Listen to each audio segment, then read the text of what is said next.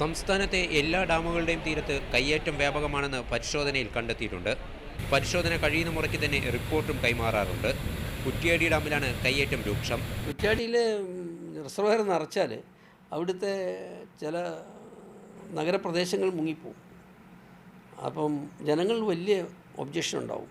അപ്പോൾ ഡാമിൻ്റെ റിസർവയർ ഏരിയയിൽ മുഴുവൻ കയ്യേറി കെട്ടിടങ്ങൾ പണിതു. കളിസ്ഥലങ്ങളും ആരാധനാലയങ്ങളും വീടുകളും പണിതിരിക്കുന്നത് ഡാമിനകത്താണ്. അവിടെ പന്ത് കളിക്കുന്ന കോർട്ടുണ്ടാക്കിയവരുണ്ട് ഡാമിനകത്ത്. നെയ്യാർ ഡാമിനകത്ത് ഷട്ടിൽ കോർട്ട് കളിക്കുന്നത് കണ്ടിട്ടുണ്ട് ഞാൻ. വെള്ളം നിറയുന്നുണ്ടല്ലേ നെയ്യാർ ഡാമിൽ. അതിനകത്ത് വീട് വെച്ചിട്ടുണ്ട്, പള്ളി പണിത്.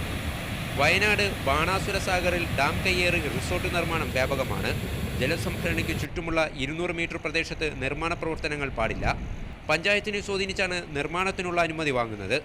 ഇത്തരം കയ്യേറ്റങ്ങൾ ഒഴിപ്പിക്കാനുള്ള ശക്തി സർക്കാരിനില്ലെന്നും ജസ്റ്റിസ് CN രാമചന്ദ്രൻ നായർ പറഞ്ഞു. വോട്ടിൻ്റെ ഒരു പ്രശ്നം കാരണം രാഷ്ട്രീയക്കാർക്ക് സമ്മർദ്ദത്തിലാണ്, അവർക്ക് ഒഴിപ്പിക്കാനുള്ള ശക്തിയില്ല.